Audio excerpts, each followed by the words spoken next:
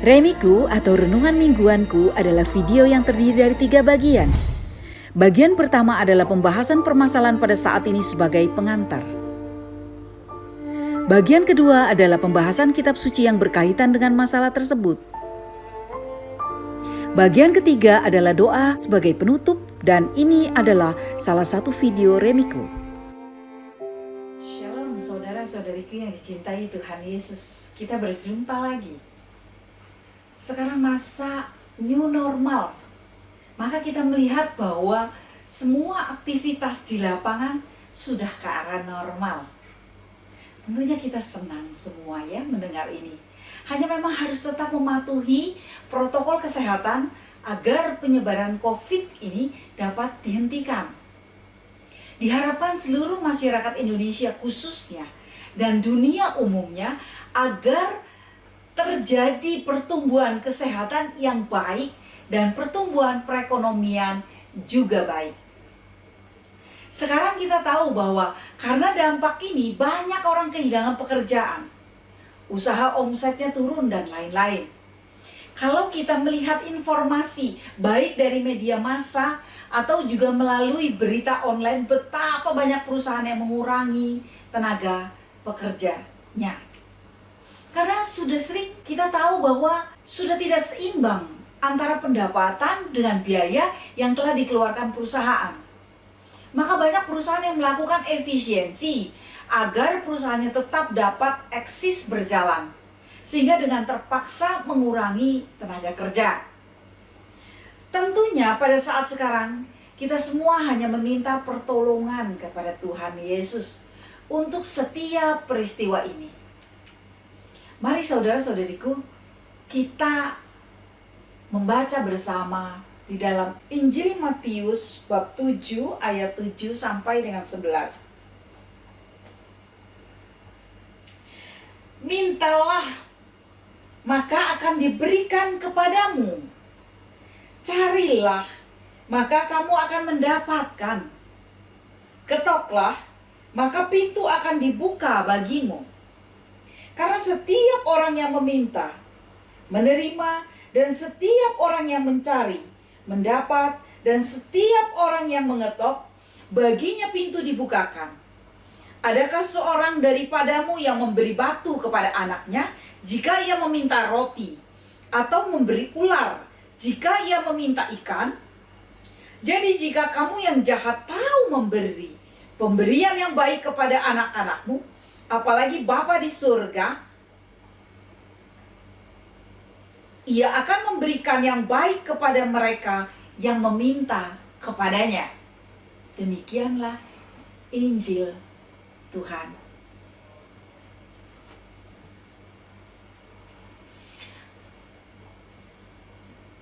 Saudara-saudariku, dikatakan di dalam Injil Matius ini, mintalah, maka akan diberikan kepadamu. Carilah, maka kamu akan mendapatkan.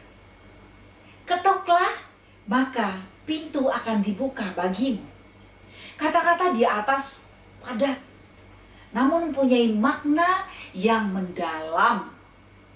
Yaitu saudara-saudariku, kita diminta untuk merendahkan hati. Setiap rencana kita masuk ke dalam rencana dan menjadi rencana Tuhan, dan bukan rencana kita yang kita minta kepadanya. Mengapa Anda dan saya dikatakan mintalah? Ya, mintalah. Karena semua itu adalah milik Tuhan, bukan milik kita. Kita hanya memakai atau diberi pakai oleh Tuhan. Maka sudah layak dan sepantasnya kita meminta. Jika kita meminta, maka kita akan diberikan. Kemudian kita harus mencari tentunya, maka kita akan mendapat. Satu contoh yang sangat sederhana. Kalau Anda mau membayar sesuatu, karena Anda membeli sesuatu, pasti Anda mencari dompet atau tempat uang Anda, ya kan? Demikian juga dengan halnya kalau Anda meminta sesuatu, pasti Anda mencarinya, maka Anda akan mendapat. Beberapa contoh, orang yang meminta sehat tentunya dia menjalankan seluruh anjuran dokter. Orang yang meminta jodoh maka ia akan bergaul. Orang yang meminta sekolah tentunya ia harus melakukan kegiatan sekolahnya dengan benar. Orang meminta pekerjaan, tentu saja dia mencari pekerjaan dengan melamar pekerjaannya. 5.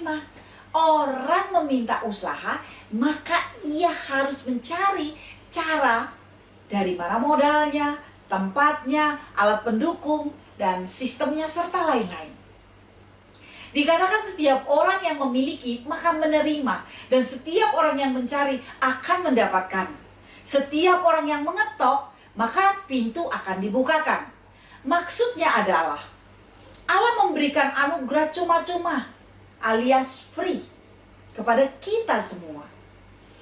Dengan kegigihan dan keuletan kita untuk selalu meminta secara terus-menerus, maka kita akan memperolehnya. Demikian juga kita dikatakan, carilah kerajaanku terlebih dahulu, maka semuanya akan dipenuhkan. Seperti setiap kita, kalau bertamu atau mau masuk ke setiap rumah, maka kita mengetok pintu. Maka pintu itu akan dibuka, ya. Apabila Bapa di surga, kalau kita mengetok dengan segala kelembutan, sudah pasti Bapa di surga akan membukakan untuk kita semua. Saudara-saudariku, saya ingin sedikit sharing. Pada waktu saya menangani suatu industri kayu, sebenarnya kondisinya dalam hitungan keuangan sudah tidak baik, ya. Karena merugi dan kondisi defisit ke arah kolaps. Karena melalui doa permohonan pemilik perusahaan dan permohonan saya untuk mencari pekerjaan, kami dipertemukan. Dan saat menangani waktu itu saya melihat kondisinya sangat kurang baik. Saya berpikir, apa bisa ya gitu, kondisinya seperti ini. Karena secara analisa keuangan sudah tidak memungkinkan. Karena saya baru bekerja, maka saya harus menanganinya dan saya harus bertanggung jawab karena saya sudah berkomitmen, oke, akan saya jalankan. Maka pertama-tama saya katakan, dalam nama Tuhan Yesus saya berjalan.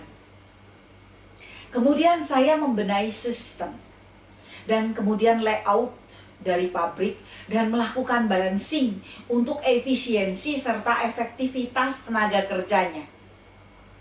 Kemudian saya melakukan perbaikan gugus mutu produknya, yang pada akhirnya untuk memperbaiki rendemen, mengurangi produk yang hilang, akibatnya ada downgrade dan juga rusak. Itu yang akan mengakibatkan high cost atau biaya produksinya semakin tinggi. Di dalam prosesnya tidaklah mudah, karena ada yang pro jelas dan ada yang kontra jelas juga. Nah, kalau yang kontra tentunya akan menjadi hambatan untuk perbaikan semua lini. Karena banyak tolakan-tolakan bahkan sampai di demo. Dan saya tadi sudah mengatakan di awal bahwa saya berkomitmen dengan ownernya, maka saya harus terus berjalan mencarikan solusi tentunya. Saya tak jemu-jemu minta kepada Tuhan Yesus, itu yang pertama. Terus kemudian saya mengetuk dengan cara saya memohon secara terus-menerus dan berdevosi, serta memohon belas kasih agar perusahaan dapat tetap berjalan. Belum selesai hasil maksimal, ada demo. Kebetulan saya sendiri seorang Kristiani. Pada malam hari H-1, saya berdoa dan menyerahkan seluruh demo yang akan dilaksanakan mereka besok ke dalam Tuhan Yesus. Dan meminta biarlah mereka semua mengerti bahwa hanya Tuhan Yesus yang dahsyat, yang dimuliakan ada di antara mereka. Pada hari demo, Tuhan Yesus luar biasa memberikan saya dengan tidak getar, tersenyum, sukacita menghadapi mereka semua. Sampai dan Ramil, Polsek dan Camat tadinya khawatir jadi ikut tersenyum. Bahkan ada seseorang yang mau maju tiba-tiba jatuh. Saya yakin Tuhan Yesus bekerja memberikan permintaan saya. Tidak hanya berhenti di situ, saya terus tidak berhenti meminta dan mencari. Walaupun ada masalah dan diberikan solusi, timbul masalah lagi, bangkit mencari, perbaiki terus, mengetuk terus dan terus. Akhirnya tanpa saya rasakan, Tuhan Yesus kembalikan keadaan perusahaan yang tadinya minus cukup besar menjadi plus. Memang Tuhan Yesus kita luar biasa, saudara-saudariku. Sampai ada staf saya yang seorang muslim mengatakan, mustahil ya Bu? Saya hanya mengatakan tiada yang mustahil bagi Tuhan Yesus. Kemudian saya mengatakan kepadanya untuk sholat dan bersyukur. Saudara-saudariku yang dicintai Tuhan Yesus, jika kita meminta akan diberikan, kemudian kita mencari, maka kita akan mendapatkan.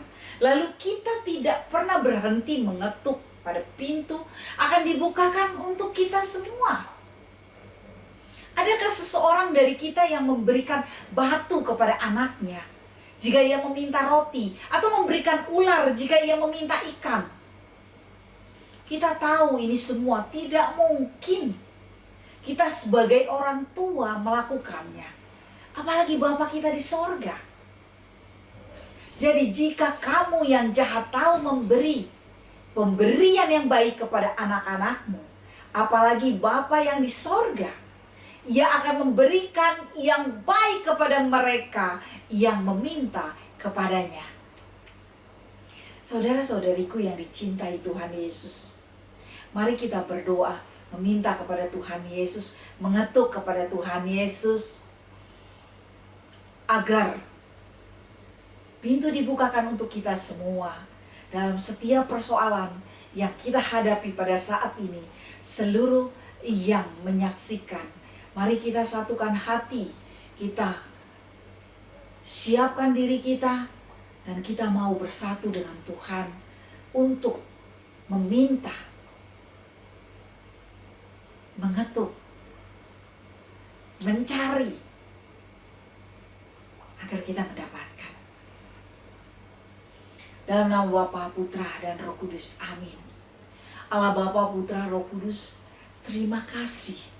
Terima kasih yang luar biasa kepadamu atas cintamu kepada kami, atas kebaikanmu kepada kami. Allah Bapa, pada saat ini kami meminta kepadamu, Engkau mengerti kondisi kami semua yang ada, yang melihat saat ini ya Allah Bapa, yang mendengarkan ataupun yang menyaksikan apapun persoalan dan masalah. Kami ingin meminta kepadamu ya Allah Bapa. Kami ingin mencari dan kami juga mengetuk kepadamu ya Allah Bapa. Karena kami percaya Bapa di sorga akan memberikan semua itu.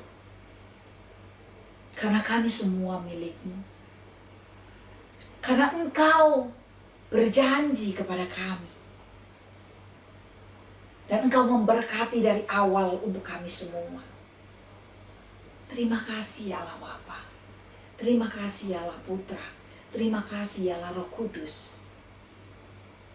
Pada saat ini jamah semuanya yang meminta ya Allah Bapa.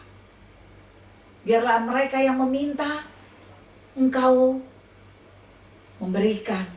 Mereka yang mencari, Engkau menyediakan. Mereka yang mengetuk, Engkau membukakan. Terima kasih ya Allah Bapa. Terima kasih kuasa Roh Kudus menghembuskan semuanya dan memberikan, membukakan jalan terang untuk semua ini. Terpujilah Engkau Allah kami yang hidup dan berkuasa dan bertata di dalam jiwa dan raga kami. Kemuliaan kepada Allah Bapa, Putra, dan Roh Kudus seperti pada permulaan, sekarang, selalu, dan sepanjang segala abad. Ya Allah Bapa, turunkan berkat-Mu kepada kami semua dalam nama Bapa, Putra, dan Roh Kudus. Amin. Terima kasih saudara-saudariku atas kebersamaan kita. Tuhan Yesus memberkati kita semua. Amin.